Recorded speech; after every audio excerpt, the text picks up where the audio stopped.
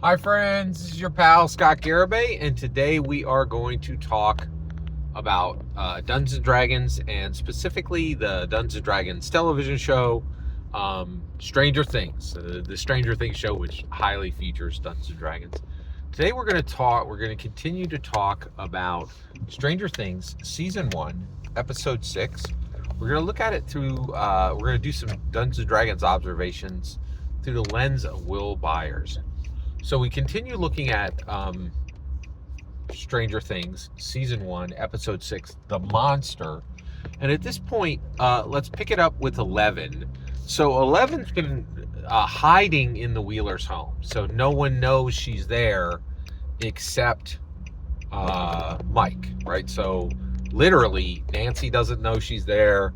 And Karen or actually Will's mom Mike Wheeler's mom and dad don't know. So I believe the reason she ends up leaving Wheeler's house is he doesn't come when he's supposed to, right? And so she ends up going to the grocery store, and she to get like food, right? And so she goes into this grocery store and she steals Eggos, right? And uses her powers to kind of like blow out the doors. And also at this point, one of the things we see is she does not hesitate to, she really doesn't hesitate at all to use her powers against humans, right? And the reason why is like she's been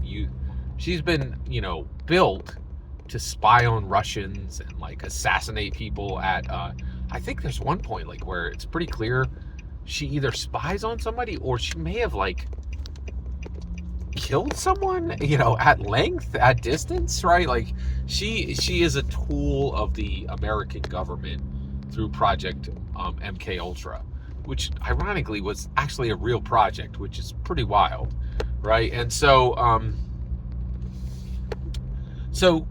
11's really has a lot of problems and has, and really struggles with interpersonal relationships and all this.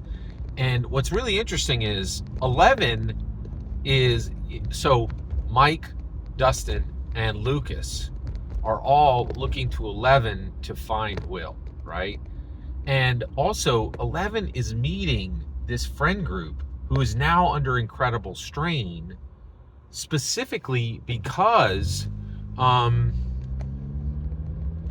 Will is missing, and she's being called on to save Will, but she's never met him, which is really wild, right? Like, so they're like, Will's the most important thing in the world, and she's being asked to do the most for someone she knows the least, right? Which is really, and it's very difficult for 11 building these relationships. Lucas doesn't trust her. Mike actually has a romantic interest in her, which complicates things. Dustin looks at her like an experiment, so she's really having a very tough time, right? And so at this point, I think the scene with getting Eggo waffles, it's really interesting. It shows one, we are getting used to seeing her use her powers, which is a big deal, right? Because they are very significant and they will grow in importance through, they really will grow in importance through the show, right?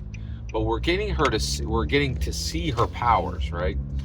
And then the other thing that I thought was really interesting is just the Eggo waffles themselves. Like it's really kind of wild.